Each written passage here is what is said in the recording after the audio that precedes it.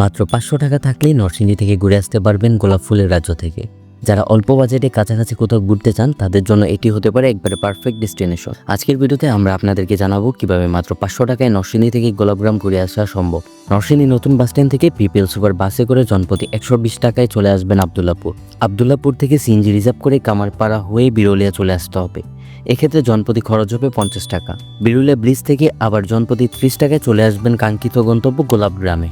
এই গ্রামের আসল নাম সাদুল্লাপুর, তবে এখানে ব্যাপকভাবে গোলাপ চাষ হয়। এটি এখন সবার কাছে গোলাপগ্রাম নামে পরিচিত। গ্রামে ঢুকতেই চোখে পড়বে সারি সারি ফুলের দোকান, চারপাশে শুধু গোলাপ আর গোলাপ। লাল, গোলাপি, সাদা রঙের অসংখ্য ফুলে ভরে থাকবে আপনার দৃষ্টিসীমা।